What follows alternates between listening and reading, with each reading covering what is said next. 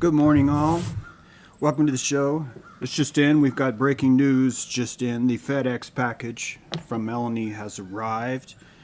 It's just in. Also just in. Good morning, James. I have to tell you what I saw a live stream last night about rabbit carrots. Commercial show multiple floating bent carrots representing crooked penises that could be repaired and maintained with a prescription medication. Crazy and true. Wow. I just read that on air, too. Hi. Welcome to the show. I am your humble. We've gone over the word humble. I'm your host, James.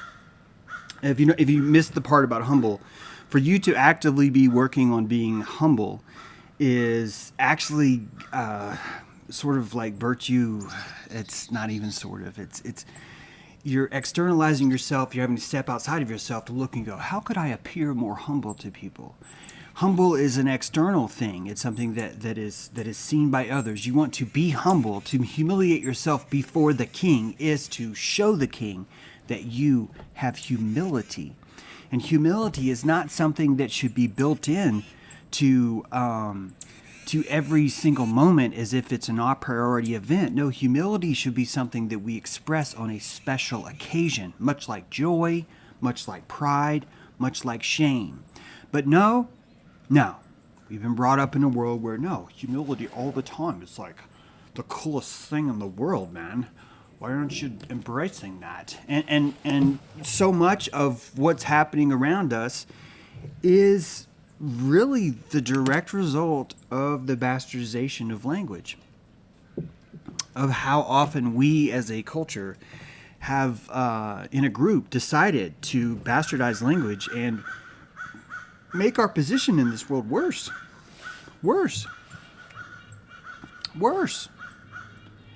And there's this notion that technology is evil, but not man. And that one's the biggie. I got into a debate about this just this morning on Twitter with a guy named Dragon. I don't know if that's his real name.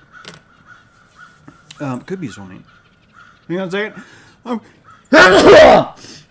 Excuse me.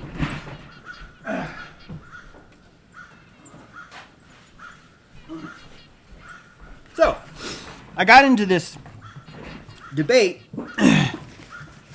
about crypto.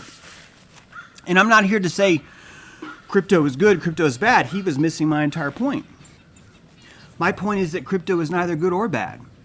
My point is that anyone who's out there saying crypto is evil is saying the same thing as telephones are evil, roads are evil, electricity is evil. We went through this with Einstein. And unless you're paying attention to language, you will not notice what you just did.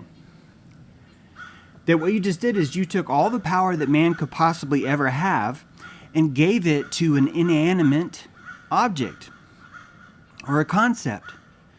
You exercised the power from man, you took all that power, you bundled it up, and you smeared it into an inanimate physical object. Isn't that dude named Alec Baldwin? Isn't that what Alec Baldwin is doing right now? Isn't that what so many of us do right now? Is that if we're going to blame crypto as being the thing that will enslave us, then aren't we letting off all of the enslavement that's ever happened before? Couldn't it be that actually it's people? It is people that will enslave others, and it is people that will choose to be enslaved. That's the biggie. And that at no point in time were there a bunch of innocent people hanging around and a new technology brought out of the sky and the technology itself enslaved people. Has that ever happened? Because if you look back at history, at every single advancement, something phenomenal occurred. Some people used it for good, some people used it for evil. Go figure. And throughout history, every single time this happened, you saw factions doing that. In fact, you notice that the ones who tend to utilize the technology the best are never the ones that are either good or evil or strong or weak. No. It's always the ones who were there first.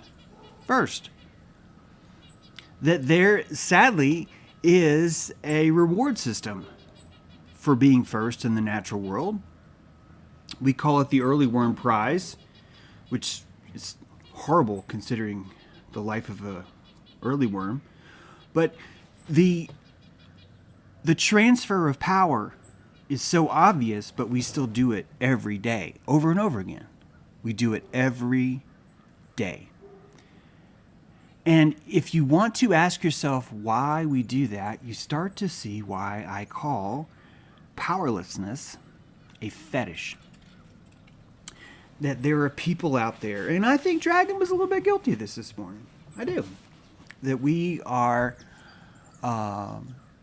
prone to find powerlessness, much like a kayaker would find an eddy in the water, that we will look for those places and we will naturally go to them, and then we will justify why we're there. We will, well, I'm here to check my phone, or I'm here to do this, or I'm here to do that. But really what we're doing is we're here to feel a little powerless for a while. That notion of feeling powerless allows us to recharge. And this world is full of zapping energy. It will zap you all the time. It's caloric. You're spending money in this world every moment. That's why these moments are so precious to you. And the amount of energy that you're expending to even have a decent moment is very expensive. It's a very expensive endeavor that you do. And that you will look and seek shelter through your journeys through the day to find solace from the calories that you burn. Why is that so hard for people to buy? Why is that so hard for people to accept that that's what people do? And I think the reason why it's hard for people to accept is, quite frankly, because people don't want to admit that that's what's happening. But they shouldn't. This is not something to feel shame about. It's not. Your powerlessness is part of who you are. Your vulnerability is what makes your truth and your sanctity be squeezed out. So we need moments like this. We learn more about each other by watching people like Dragon and others, and me included. I'm not absolved from this. But we learn so much about each other by watching where we enter into systems that are powerless. Now, Dragon actually didn't seem to know much about crypto, which is, it's okay. Most of the people that are claiming that a technology is evil, the very first thing you will learn right off the bat is they don't understand the technology. That's the very first. Why? Because they're giving all the power that the man would have behind that technology and putting it into the technology. Who are the people that claim that guns are the most dangerous? They're just like the people like Dragon. I'm not trying to single out Dragon, by the way. I don't know him that much, and I hope that this is a good relationship that we have. I'm not implying that he would even watch the show. I don't think he does. So I'm not gonna be too careful. He's got a pseudonym anyway. Fuck it, Dragon. You're on the fucking fire. You're gonna burn right now. I'm sorry. It's just the way it is because it's the only way necessary for the heat to cause you to learn something. That is, we're looking back at the people that feared technology the most, and the gun crowd is a perfect example of this. When you listen to someone tell you how dangerous and how evil guns are, the very first thing you notice right away is they don't actually know how guns work. Like, fundamentally, they do not know what an assault weapon is. They do not know what an automatic is. They don't even know what a semi-automatic is. None of these things are even understood in their mind, but they have this idea burned into their retinas before their eyes even open that this is evil. And I'm telling you, the reason why they think of that is because there is where all their power can go. That inside your matrix inside, you're sitting here going, oh, it's physical inanimate objects that are evil, like crypto, or like guns. Those are the things that are evil. And instantly you suddenly feel like you are no longer responsible for all of your power anymore. You're not. Because now you get to go around and blame the inanimate objects. I didn't overeat. It was these fucking peanuts, man. They're the ones that did it. They're the evil fucks that did this to me. And this happens over and over and over and over again.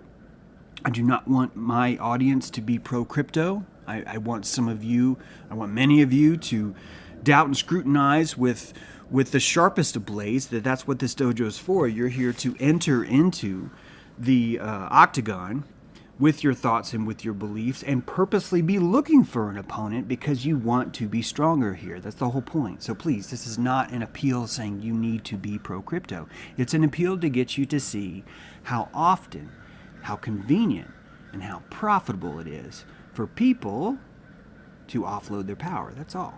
That's all. Now, as crypto's rising, and the arguments are very strong, but they're going to track everything. They're going to track everything. If we switch to crypto, they're going to know how much money you have in the bank. Which, it's weird because they already know how much money you have in the bank. And when you look at they and you really break down and dissect who they is, you realize that they is a bunch of people like you and me who decided that an inanimate object was evil a long time ago, and therefore we needed to tax wealth. That our belief that money was evil a long time ago is literally what created income tax.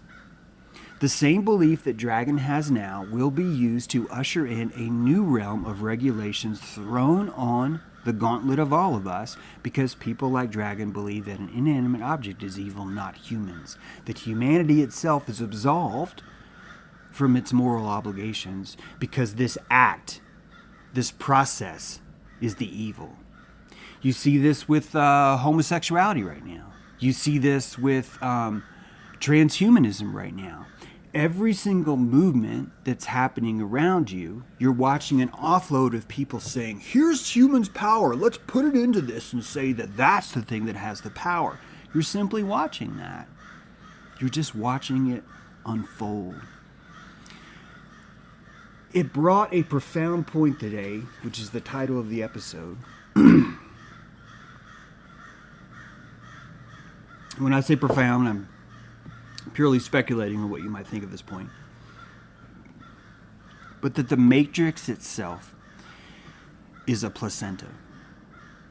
It is this protective layer, typically at the bottom, I think all the time at the bottom. Women, feel free to tell the comments that James has no idea how the uterus works, but placenta is basically at the bottom here. It's stopping that flow of the outside world from coming in. It's preventing that. It's creating this bubble, this matrix, where you're functioning inside of it, and that all of your food is trustworthy, all of your milk is trustworthy, all of your shelter and your sound is completely harmless. That you can hear, you can experience the world, you can even tune into the emotions, you can jack into the emotions of your mother, but none of those things will be directly responsible or placed on your shoulders as being something that you can either influence or is even something that's either good or bad. Why? Because they don't actually penetrate you. You're simply allowed to experience them. The placenta itself is this kind of training wheels on a bicycle, that you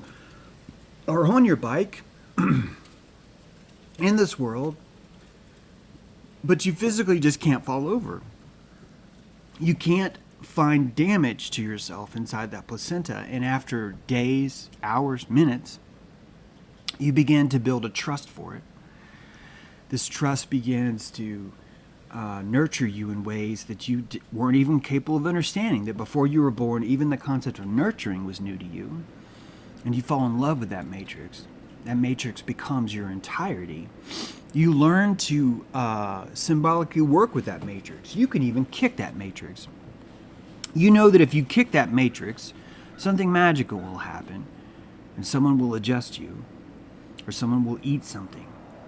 And that you have such strong power in this matrix, you can manifest a fucking pickle dipped in yogurt, passed through the mouth of your mother in this other realm that you can't even see. And the next thing you know, you're tasting pickle. You're having these urges. You're fulfilling these fantasies inside your holodeck, inside your matrix that come true. And what happens? The fucking deluge. The water breaks. And not only are all the fears, consequences, and coldness of the world rushing in, experiences that you've never had before, but you can't even breathe the same stuff anymore. That the liquid juice that used to give you substance isn't even something that you can take anymore. And you're forced to do something desperate, something that no one has ever done, no one's ever told you how to do. You're forced to expel your lungs into nothingness with nothing more than faith that something out there might come back in as your diaphragm retracts and your lungs relax and the spring mechanism fills them back up. And that first rush of air was completely new to you. It was a complete and epic baptism that involved you dying, that you had to die in order to take that first breath, that you had to surrender to a world which had new rules, which had new concepts that you could never possibly imagine. And I'd like you to take that analogy and look at what's happening now psychologically on a mass scale. That right now people's placenta are breaking in the bright light of the corona day. They're bursting. And people find themselves spread out over the blacktop asphalt with nothing but the drying remnants of a goo that used to be their entire universe. And it's now evaporating into the pavement. It's a different world now, isn't it? That trauma bomb that you hit from the moment that water breaks is setting you up for the next womb. And that next womb itself is the matrix that you see all around you right now. And that matrix itself is the egregore, the exercised plasmic energy of everyone offloading their power, like Dragon, to this inanimate object that will conduct evil in the world autonomously. An inanimate object conducts evil autonomously. That's a Hollywood fantasy that all of us have collectively decided to egregorically exercise and put into the state. And in order to offload more of our power, we subconsciously keep running from that technology.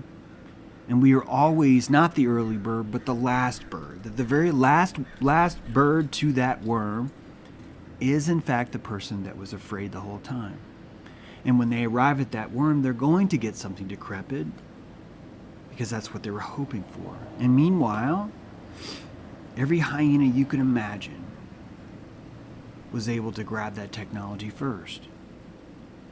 And then you multiply that out by 20, 40, 60 years, and all of a sudden now your kids are waking up going, every technology is evil. And we end up where we are today. These bastardized versions of ourselves that it took 78 vaccines for us to finally go, 79's enough. It's enough. It shows you where we are. Most of us, look around, most of us haven't had a problem with 45% of our labor and our life force being owed to the government. And that even under that auspices right now, even under that tent right now, we are still bitching and complaining about the idea of leaving. That us leaving that system would be so deadly and dangerous that it would only mean that we would be worse. And when I hear that word worse, things would get so much worse. I seriously have the biggest red flags going up in my head because I'm hearing Stockholm Syndrome. I'm hearing the kidnapped victim in the back of the van who thinks, it could be worse. It could be worse. And that mantra is the exact same mantra that hope is when it starts to give you that little piece of spaghetti, saying, here, suck on this piece of spaghetti. It'll be okay. And our bear trap's on the other end. Because you keep hoping and hoping and hoping. You keep convincing yourself it'll be worse, it'll be worse, it'll be worse. And it ends up worse. These things are challenges to you. And when I asked Dragon, I was like, well, Dragon, do you even know about crypto? I don't think the answer was yes. It's the same answer you get when someone tries to explain who doesn't know about guns what an assault weapon is. Like what the actual definition of an assault weapon is. The reason why this is the case is because to put the calories in to understand something is an act of compassion. But believe it or not, when you're studying history, you're exercising your compassion. You're having compassion for Rome. You're having compassion for the Hottentots. You're having compassion for the Crusades. Whatever side it is that you're looking at, you're exercising your compassion by simply trying to understand what is the position that they stand in. And the position Dragon stands in is that there's no privacy. But the entire art of encryption itself is private. And there are coins like Monero that if I owe Andrew money, I cannot give Andrew $5 of Monero. That in order for me to give Andrew $5 of Monero, and if Andrew agrees, because this is the privacy coin, that we would need to wait for 5 other people with a Monero to come up to us and help us with that transaction. And what we do is, with a shell game, that 5 of us would hand each other the money at exactly the same time. And that the end result of it is that none of us would actually know which one of us gave that money to Andrew from James. None of us would know. Why? Because we didn't decide. Something else did. That we opened up this slot to a technology that people who believe in Monero created, by the way, which can be someone like you, it could be someone like me, that right now you could go look up Cordal right now, look up that project right now and go, holy shit, I want to be a part of this. I could be a node in this. You could go to a conference, the next thing you know, you're on the board that's writing the new white paper. And that's how empowerment should work. Is that empowerment should work so much to where Dragon's like, hey, I checked out this crypto, it's totally fucking flawed. Now look, I like what Monero's doing, but it's not good enough, so here's why I want to present this. Here's this other super serial secret private coin that involves a fucking seagull. And the seagull comes in and randomly picks a fucking button on the screen. It's going to be very expensive to resolve these nodes, because we're going to need a lot of fucking seagulls. But it'll work. And that idea would naturally come up because people who believed in encryption would see the same hole as Dragon did and say, you know what, let's fix that. But no, we can't trust people. Because those people, we already took their power away. See, when you take someone's power away, you also remove their ability to fix things, which means that no human can fix anything. Because this technology already has evil. And so you're brought up in this idea that all technology that springs out of the ground is evil. And you get these notions. We end up with movies like The Matrix. We brought The Matrix on ourselves because we were offloading our power. The Matrix itself, when it comes down and starts to take over your children, and it probably already did a long time ago, that system only came not because technology itself was evil, but because of humans that offloaded their power to it. Whether you want to admit it or not, there's something about this system that drops quivers of arrows on a tree stump. And that tree stump is there. And anyone who wants to go grab one of those arrows is going to get it. And the people that grab the most arrows are going to be the ones that survive. Those people aren't good or bad. They simply saw an opportunity and took it. And if you want to hang back and putter on about how evil that is, if you're lucky enough to have kids, those kids will simply be bigger cucks than you were. That's the system that we have. If you want to arm yourself with compassion. And that's not consent, is it? Arm yourself with compassion by understanding every piece of technology on the field. Just understand it. Got this notion that, well, you can't understand something bad because that'll turn you evil. It's the same kind of powerlessness. Don't try and understand it. It'll make you evil if you understand it. And no, it'll make you compassionate to understand it. You will see the pitfalls more than anyone else is. And you will see the pitfalls of other people that look at crypto as a kind of Isis sculpture that they could drown all their power to. Isis had a special place as a deity. So much of her essence was called upon and required and wasted in the secretion of magic. There are columns in Egypt that have fingernail holes dug into them. This is in my book, by the way. And those fingernail holes are dug in because people are secretly, without anyone watching, trying to scrape away the power of Isis into that powder. And taking that powder, that salt, with them back to their home and sprinkle it in their bed or putting it in their husband's wine. That these kinds of technologies we've always been embracing. And that the evilness or the goodness of that technology will always come from the wielder of that technology and not from the inanimate object. This is why I stress so hardly that morality itself is a product of man alone. That there's not another creature, there's not another system out there that is able to secrete morality. What you're seeing secreted is natural law. Natural law is secreted across the board, no matter what.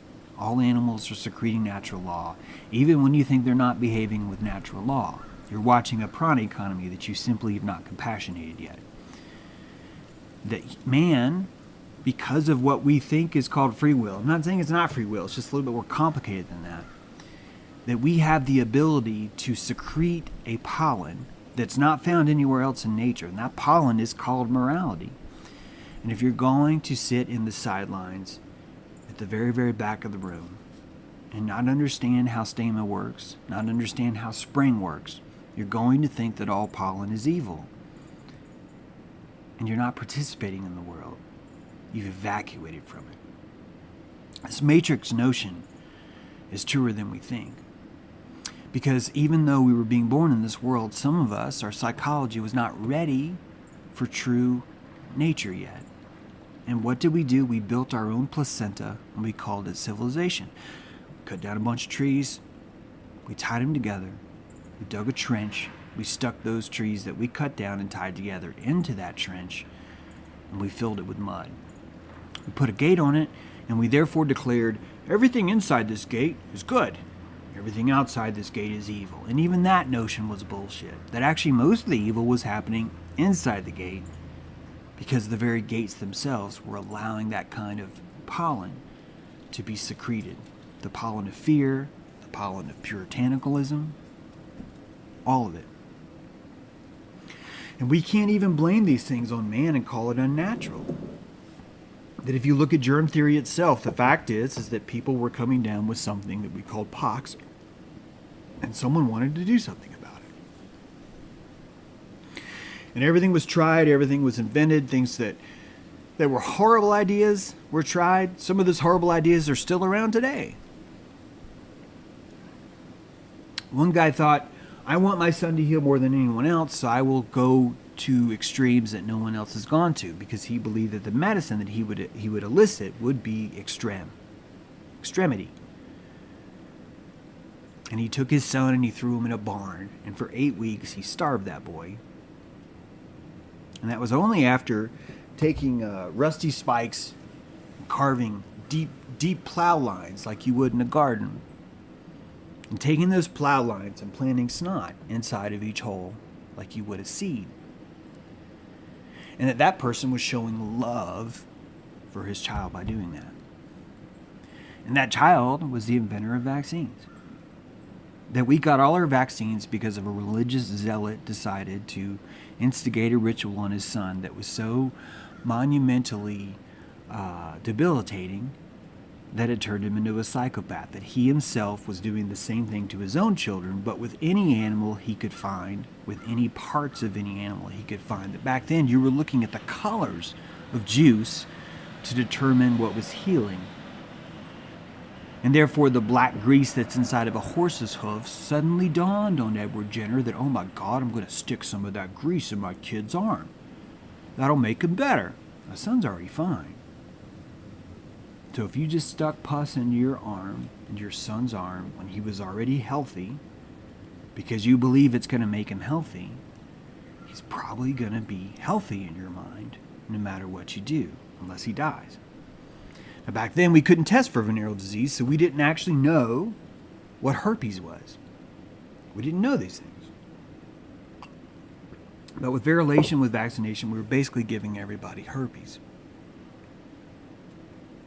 Now, if you're going to be living in a world where people want to give you herpes, it's going to encourage you to start to doubt that world. That as you are raised in that placenta of that world where giving everyone herpes is called medicine, that kind of pressure will do the very, very same thing that occurred to you inside the placenta. That the pressure itself of that matrix, of that placenta, will be so great that it will eventually burst. The water will break in that world, and that old illusion will be gone, and you once again find yourself on the black asphalt with nothing but the old world evaporating in the brightness of the sun before you. This same thing we've been through before. All of us have. Every one of us. And we're going through it again. Why? Because some of us were not ready to see the world in its true raw form when they were born. Those same people built a new placenta around them, and that placenta is called civilization. And now that civilization has gotten so out of hand that we have to call it a matrix because it's not even real. But it's more real than anything else out there. Because every single thing that you do is natural. Even the placenta that you build up around your community, the matrix that you build, as many lies as you want to put into it, that every one of those lies is completely natural. Why? Because it requires this placenta for those who are not ready to grow to have enough opportunity to gain enough nutrients, to learn how to take food and substance from a state that's outside of themselves, right? That you are tapping into gnosis from your government, just as you would receive nourishment through the umbilical from your mother. So the entire matrix can be seen as a natural Freudian device that we needed to cope with the trauma of being born. Being born in this world and feeling like we're abandoned when in fact we were let go. And this let go, it's even the wrong word for it, but it's like a nest lets go of a baby who finally has to leave. That situation is terrifying if you want it to be. That situation of leaving the nest is exhilarating if you want it to be, that you get to choose, just like Jesus gets to choose what will be my afternoon. Will I go be tortured unfairly in the brutalest victimhood that's ever been seen and live the rest of my life worshiping the victimhood that befell me? Or will I transmute the alchemy and realize that I asked to come here, that I rode on the backs of Jonah down the solstice sine wave, that is the path of the sun, into the very heart of civilization, knowing that they would persecute me, and that persecution would be my liberation. You can choose either one. What's fascinating is that no matter what, you're still going to get crucified. What's fascinating is that no matter what, this civilization is still going to burst, and that the new one is formed is probably going to be built up of people that are fearful and ignorant, and that lack the compassion to pay homage to the technology that's now available to them. A baby's technology is a nipple. The very first technology a baby learns is nipple. It's not a concept he had in the womb. No idea what a nipple was. Imagine if the baby was born and said, that nipple is evil, that nipple caused the water to break, that nipple is the one that built the matrix that caused this whole fucking thing to happen, that nipple's the evil one. What's going to happen to that baby? What? Even at birth, you get to alchemize that event. Every moment of your life is an opportunity to lose or gain energy, to dump or profit from your investment in how powerless you are or how powerful you are. And I think crypto's a really good example of that. I don't want you adopting something you don't believe in. I don't want you adopting something you're afraid of.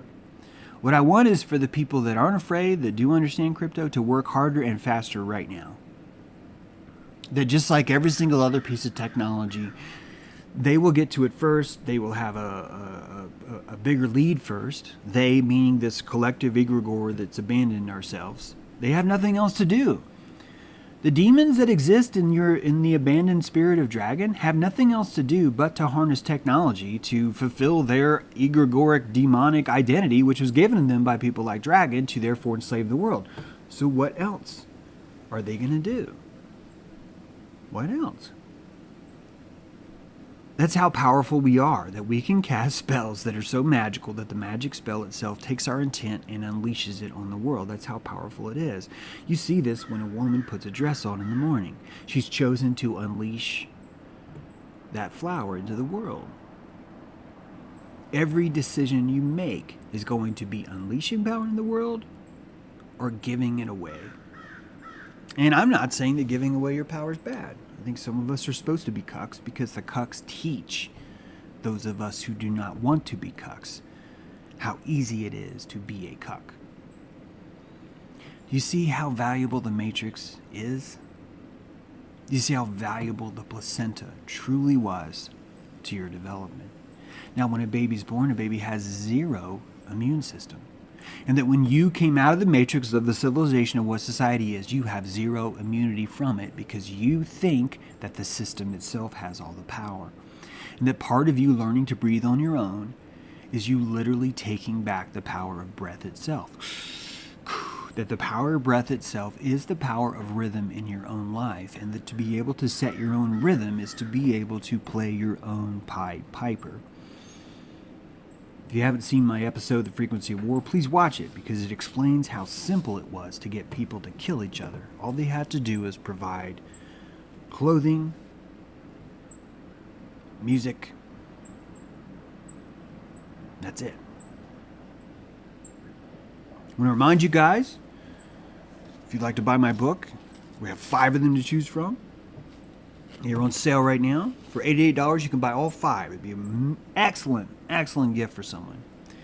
I'm an eloquent writer. Sorry I'm saying that, but I am. I spent 10 years on these books. It will show.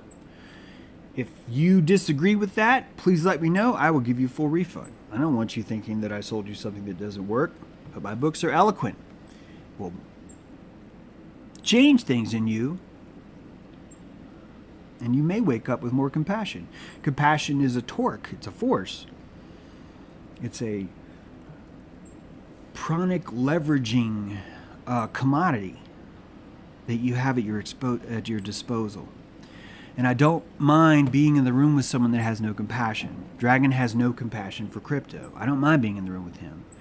When I'm doing what I do on Twitter, I'm never usually talking to the person. I'm talking to anyone reading the conversation. That they're watching someone named Dragon who doesn't actually know about crypto. And we don't know that yet until he gets to the part where I ask about Monero. It's only then when his response reveals it all. Fuck, I didn't know that Monero did that. I didn't know that there was this round robin. Holy fuck, I've never seen that in banking. That there's not a, you don't walk into a grocery store and someone goes, hey, I don't want anyone to track my purchases. Can you guys do me a favor? And everyone's like, yeah, well, what do you want to do? It's like, here's the idea. Let's all throw our money in together and we'll shuffle it all up. And then all of us are going to turn around and then we're going to each hand a little bit of dollar back to the cashier. And we're not even know who does it. That's such a brilliant new concept that none of us has even heard of. But you're going to miss that because you're going to listen to someone tell you how evil technology is and how powerless humans are. When in fact, it was a really, really, really powerful fucking technologically savvy person that said, I'm fucking tired of the government tracing my purchases. I have a fucking idea that's going to be great. And it was such a good idea that someone else said, holy fuck, that's a good idea. Holy fuck. And someone else said, that's such a good idea, I'm going to start a node and help support that. And the next thing you know, you have a grassroots movement. That's literally what Monero is. If you want to tell me, no, it's not, it's all controlled, then fine. It means that your control structure that you're claiming is all controlled has this weird intricacies where Coinbase and every other United States legislative branch has already said, if you guys try and legalize something like Monero, we're going to stop it. That the very powers that you used to fear, you're now embracing by saying, don't you leave the petrodollar.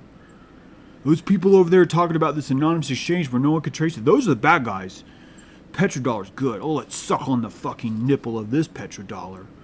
God, yes, freedom. Oh, let's go fucking invade another country. It's only been 1 year and 3 months, isn't it? Aren't we due? And we have to go fucking kill somebody right now to preserve the integrity of a petrodollar? You're watching this kind of hypocrisy, and even in the smoke of that hypocrisy, that person is still falling on the sword because they don't want to hold the power. They don't want to hold the power of being responsible for, well, I could have invented a new crypto for my kids, but no, I was too fucking afraid. And so now they're on CBDB coin, this government fucking coin. And now you were exactly enslaved.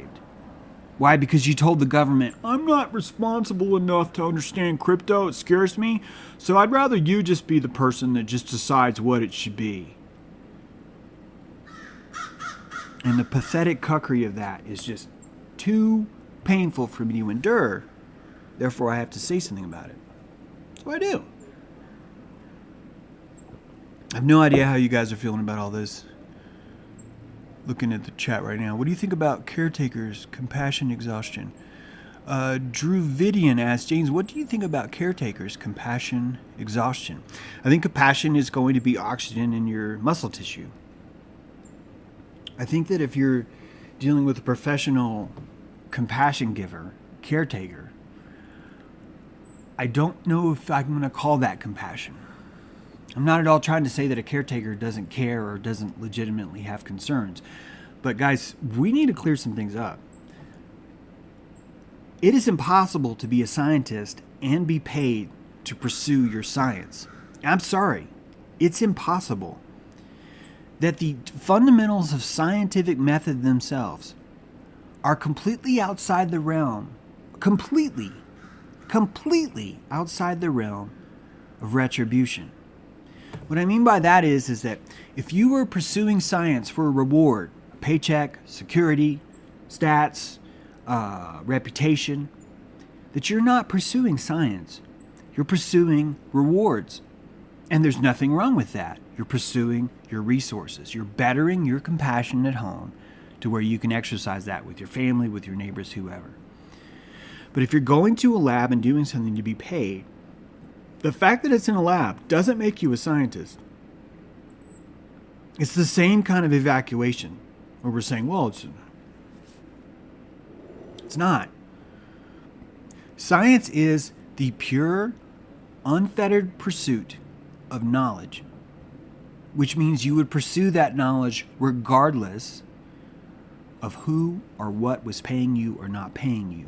In fact, I do not know of one lab anywhere ever, that is truly devoted to the pursuit of science because it would bankrupt them. A lab wants a solution. PCR test is a perfect example. A lab says, yes, we will run whatever test you want. Someone says, I need you to test for this, and I need you to look for these colors. And if you find these colors in this painting, then I want you to mark it as positive. And the lab does that. At no point is the lab practicing science. The lab is following protocol. The protocol is we want you to scan this painting, and we want you to look in the painting for pixels that have green, red, yellow, and blue in that order. And if you find that, then we get to say that this painting is the Mona Lisa. And you as a lab are not performing science. You're providing a result to someone who's paying you to do something when you scan in something and look for certain colors. That's not finding a virus. This whole argument that we have about isolating the virus is complete bullshit. And when you actually look into that, which I know I've spouted off about here before, but when you actually start to look into that, you see very clearly what this actually means. The PCR does not test for virus, it tests for sequence.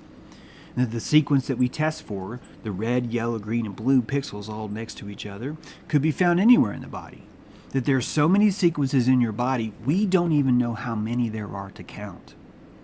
I'm not trying to say, well, we haven't mapped them yet. I'm saying that we don't even have the fucking science to even estimate how many viruses there probably are. We throw out numbers like 3 trillion, but that's just because it's got a number in it. And people feel better when they hear numbers. Oh, it's a number. They must know what they're doing. We can't even count how many sequences are in our body, nor have we isolated all of them. Which means if you're going to be looking for a certain sequence that has red, yellow, green, and blue, there's a good chance you might find that sequence somewhere. And that sequence has nothing to do with what you're looking for. That's not science. It's following a protocol and using that protocol and propping it up as science. Why? Because a human being is exercising morality by stretching truth or suppressing truth. That's not a proof that science is evil. It's not a proof that process is evil. It's not a proof that collecting a paycheck is evil. No. It's a proof that humans do evil things and they use technology to make it better. Now, evil, as we already discussed, is also going to be a relative term. That what's evil for you is not going to be evil for me. We've been over this before. We've discussed this a lot before. There's someone who's retarded who wants his ball back when someone takes his ball is going to take that ball back. And if we see that happening with adults, we're going to say that the person who took the ball back was very rude. When he ripped it out of his hand like that and was all upset, it's very, very, very, very rude. That guy's very immoral. But if you start to measure every prana economy based on the amount someone has to spend you might find out that that retarded person for the very first time is starting to understand their own boundaries and their own autonomy, which might be the most perfect thing that they could do in that moment. It might be the most moral thing that they could ever do, is to show autonomy when they couldn't before. So this notion we have that all of us can blanketly apply who's moral and who's not moral is just bullshit. And that's how we lose our own power, by propping ourselves up, by claiming that we are better than someone else because of the blind judgment we've made about the pollen that they distribute. If you could focus on just your pollen, and I could focus on just my pollen, all it would do is make us better pollinators. That's it. That's all it would do. If you and I were to focus less on our pollination and more on blaming someone for a source of evil, we would be less pollinators. Be poor at it. It's just a thermodynamic equation. It happens across the board like that in every industry, in every one.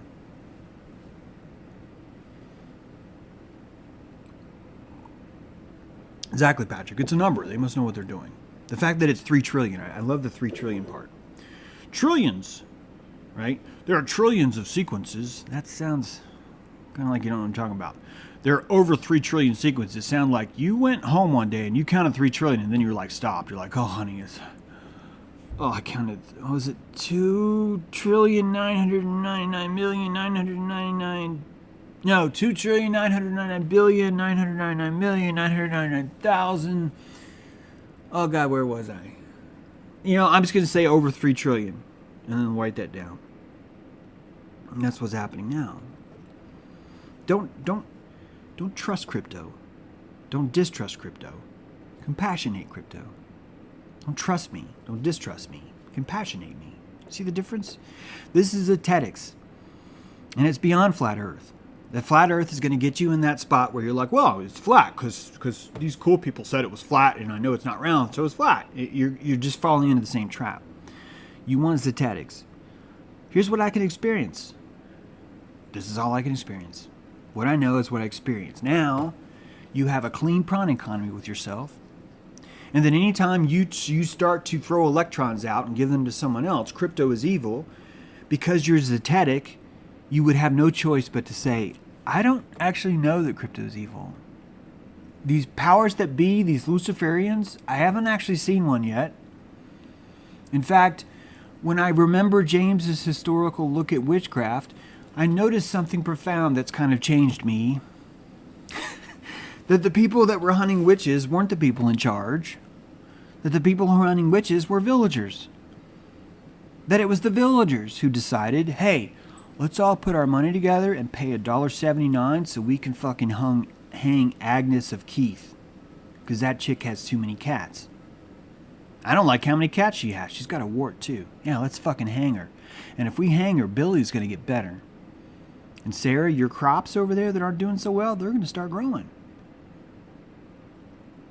No controlling Luciferian force fucking did that. We did that. We did. And we will do the same thing to crypto. We will demonize it. We will do the same thing to every technology that comes. We did the same thing with fire. Now, if you're ready to own that, your placenta has broken. It's time to take a new breath in Aquarius. It's time to breathe a new kind of life force.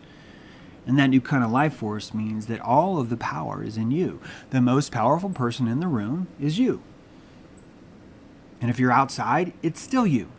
If you're under a trellis, it's you. If you're under an awning, it's you. If you are under an umbrella, the most powerful person under that umbrella is you. It's not a soliloquy, it's not a colloquialism. It's the fucking truth. It's the truth. And that you exercise that power every day, either by blindly being afraid of something and removing your compassion, or by blindly trusting something and giving it all your compassion without scrutiny. Either way. The argument that crypto isn't evil doesn't mean that crypto is good. It means it's amoral. It comes before morality because it is an instrument. The moment that you take a stick and tie a piece of flint to the top and sharpen it, that now these two things are evil, is retarded. That's retarded. that you will use the same knife, the same splint to feed your family, to keep yourself warm, to cut wood for a fire. You're surrounded by people in the village who want you to be powerless. This was the true essence of the blind man that Jesus healed. Jesus healed the blind man by making it expensive for him to lie to everyone around him about how blind he was. How do I know this? Because the blind man was living in the busiest part of town in front of the well. And that he was right in front of the well. He was right there next to the well. How did he know where the well was? How do you know where the people are? 3, did you know that no one's actually truly legitimately blind?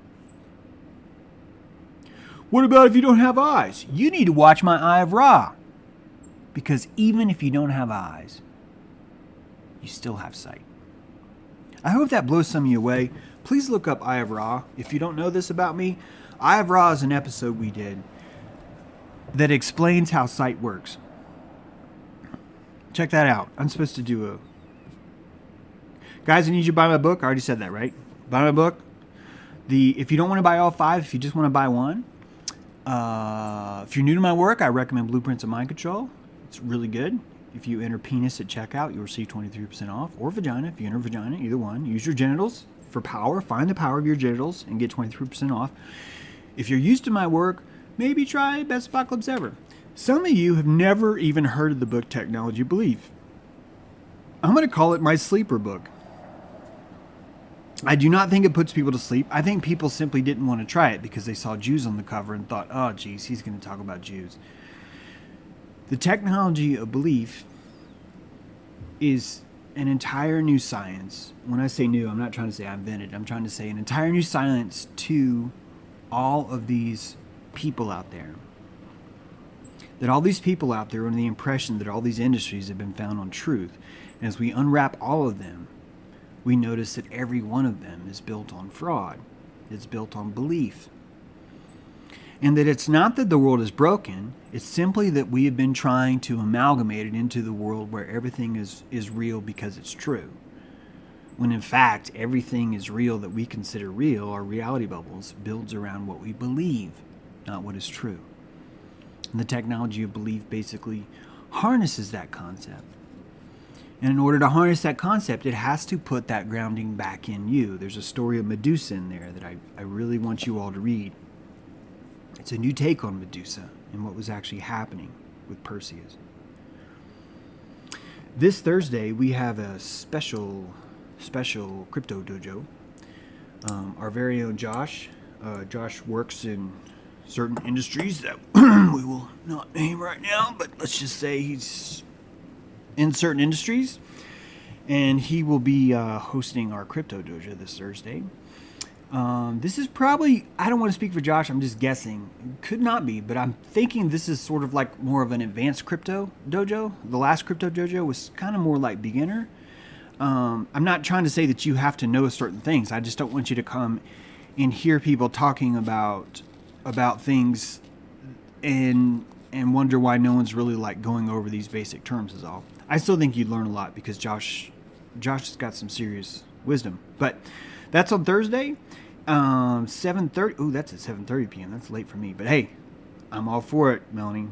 But that's Thursday at 7:30 p.m. If you want to come, join us on Patreon or join us on JTrue. Either one of those, you get an invitation. If you don't have those things, I bet you that if you really wanted to go, but you didn't want to be a patron for whatever reason, or you don't have the money, I bet you that if you let Melanie know in chat, I bet you that she would hook you up. This is not here to collect. This is simply here. I want Melanie. We have people that are producing these things, and I want them to profit from producing those things. And one of the reasons why we have a Patreon even is we need something to hold this kind of tribe together, and Melanie does that. Anyway, if you want to help, if you want to participate, let us know. Star Sorcerer is her name. You will see her in chat there. Oh, thank you, Mandy. I've read it, Technology Belief. It's incredible. Couldn't put it down. Thank you, Mandy. Thank you. So check it out. Also, one of the wisest men I know, Sarcastic Warlock, is in the chat, and he runs a Telegram. And if you guys want to work on dojo stuff, I'm talking about your energy work, your pranic energy work, that's a good place to go. And I do not announce that chat as experiment we're doing, but I will not put the link in the main parts of the video, simply because I like that there's even the smallest filter where you actually have to just a tiny bit of homework to come in. But I bet you that he's going to post that look, Star Sorcerer just gave away the free link to Crypto Dojo Thursday. See that? See what she did, guys? So there you go. There's the free link to Crypto Dojo. Save that in your stuff from Star Sorcerer. Thank you, Star. I'm all for that. And then look, Sarcastic's popping it down there. Feel free to join us and then there's the dojo link for there. That's inside Telegram. Good folks in there. Do I get a double discount if I put penis and vagina together? They actually cancel each other out, Micro Satan Esquire. That's what transhumanism will do. Equality is going to always short you out, buddy. You probably know this, but it does. This quest for equality is the quest for no power. Those who have no power will want equality. They will. They will want a system where, can we just take everyone's power away and then not really give it back to people, but sort of pretend like we do? That's equality right now. 12 Apostles 13:1. Put both together. That's 25. I missed that free press. But there's your answer. You could try it though, Micro Satan. I bet it'll work. I don't know if it'll work or not, actually. I've never tried it. Micro Satan, can you try that and just let us know? That way we'll know. Just try entering too. See what happens. Matt says, oops. Of course you did. Love that you stopped. All right, right on. All right, so you guys are having your own conversation, which is great. That's probably what keeps you in here longer. It's James is going off. I'm going to talk to people in chat right now. Also want to remind you guys that for the very first time we released trailer dailies from our movie. We're doing an animated movie in Unreal Engine. So much work. Really proud of how it's looking. We're going to be starting some dialogue soon. If you want to help produce that movie, please join us on Patreon. You could become a member there and watch the trailer of the movie, participate in all the Crypto Dojos, rewatch reruns of old Crypto Dojos. If you missed the last Crypto Dojo and you want to watch it, if you join Patreon, the link's right there. So you just scroll down and see the link. Boom, there it is. So something to consider. Under the influence of ayahuasca, the micro and the macro becomes one. Okay, so we're going to have a talk again about the ego soon. I have no beef with you guys doing ayahuasca. Some of you microdose every day. I feel bad that I was talking so much crap about that. My concern is that as we're doing all these things, that we're simply creating more opportunities to feel powerless. That's all. I think that if you're going to do ayahuasca, it's not that it makes you powerless, but it's going to kill your ego. And I know that you've been taught that ego is a bad thing, but ego is literally your immune system. That your doubts that you've had about this vaccine, that is your immune response.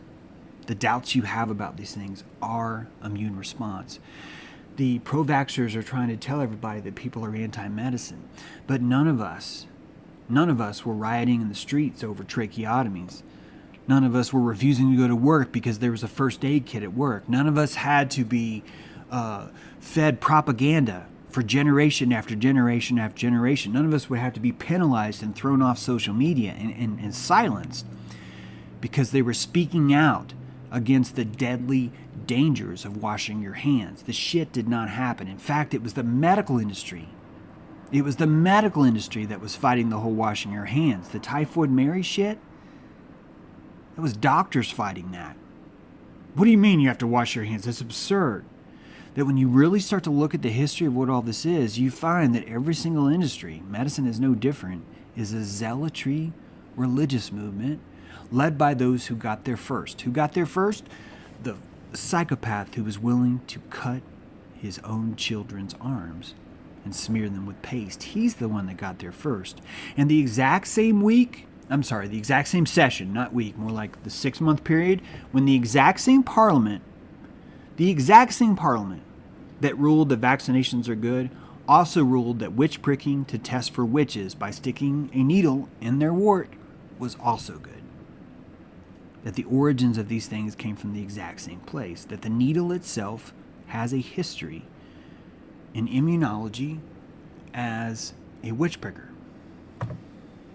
Yep, witch pricker. Wait a minute. Yep, witch pricker. Where is it? This thing. Pricking was the method used to test if a mole or blemish was indeed a devil's mark. The theory was that if the area in question did not bleed or cause pain to the suspected witch when a small sharp instrument pierced it, then it was a genuine article and proof of a pact with the devil. Witch prickers were employed, who pricked the accused with knives and special needles looking for such marks, normally after the suspect had been shaved of all hair. That was in 1646. In 1644, Matthew Hopkins was wandering around, the Surgeon General of witch finding. He's also in my book, by the way, Technology of Belief. And 10 years prior, actually, John Winthrop said that, but actually I was looking for, this is all when we're coming up with our laws for quarantine, 1648, right? Mandatory isolation, 1667. So these modern science, where we are right now in modern science, is still built into the tradition of witch hunting. And most of science is that. If you look at mercury paste, that we were smearing mercury inside people's wounds for years, centuries. We only stopped doing that like 30, 40 years ago. Maybe like 60 years ago. That's how long it took us to go, hey, maybe there's a reason why everyone's so sick. Maybe that's why. That the science, quote, quote, that we have now is built on superstition. It's built on innuendo, superstition, and demonology. It's true. All right, let's get out of here. Let's see if there's any more questions. Oh, let's check out the planets. Nope, can't do it. Sorry. We will check out the planets next time. You know, I tried to groom myself, but when I look to the side, I can see I'm working on that, guys. Working on that. Working on this movie has me doing really late hours. It's not like I'm complaining. I really love what I'm doing, but it's all of my calories are being secreted into how do I make physics joints work. It's a very time-consuming process, but we are learning. That's all I got for today. Thanks for being here. Have a great week. Remember the Alamo. And reconsider where your compassion's going. You do not need to agree with me. I don't want you to agree with me. I just want you to have more compassion. I know for a fact that no matter who you are, no matter how much I like or dislike you, if you have more compassion, you will make better decisions. Across the board. I trust humanity. I trust humanity so much more than the petrodollar, so much more than the government. I trust you guys. Placenta will keep breaking. And you will develop your own immune system. Your discernment is a baby, right? 6 months after a baby's born, a baby starts to develop its own immune system. That's why it's so dangerous, by the way, to give these shots, the Hep A, before this happens. Anyway, your immune system is developing as you're young. And that when you step out of the matrix or the placenta breaks, you need some time to go, what the fuck just happened? Holy shit, what is this place? These people are feeding on us. This is for the very first time you see things like that. Let that process run its course. But do me a favor, stop shedding your power. Because when you want that power back, you will end up in your 30s frustrated at power that you gave away when you were 12. And you're watching that happen on a big, massive level right now. Most of the people in Congress are those people right now. They're doing that. And if Nancy Pelosi had more pranic energy at her disposal, she would have no choice but to be more compassionate in it. That, believe it or not, her lack of prana allows her to keep the horse blinders on because it gives her tunnel vision. And that's mostly what psychopathy is purposely penetrating tunnel vision that they've been able to perpetuate. And the only way to perpetuate that is by continuously wronging someone else to maintain that aperture. It's very rare, though. Most people do not have the calories or the resources to hold up that kind of tunnel vision permanently. I don't know anyone that can do that. Even Charles Manson wasn't able to do that. That compassion comes in regardless. That a vampire is not going to be able to hide all the time. That if you're going to live forever, you're going to find yourself sometimes in the light when you didn't want to be. Same kind of thing here. So, take care. Remember who you are. And be it. And, yeah. We'll see you next time.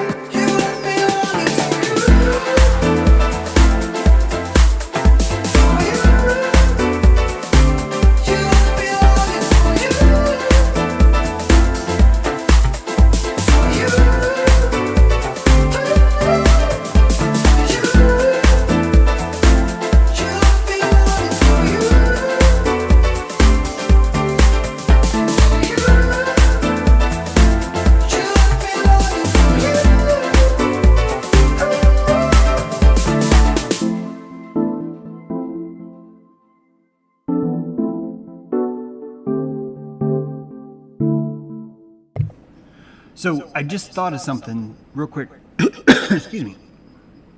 Wait a minute, how do I get back on here? Even needles have that thing where they're like neither good or bad. It's very easy to say, well, needles are evil, vaccines are evil. I once saved a groundhog with a needle. Subcutaneous fluid, right underneath the skin, right there, right between the whatever you call that, the blades there.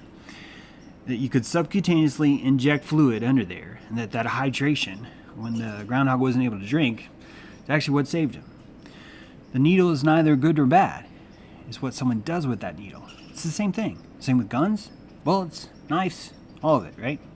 You get it, but still, it's even with needles.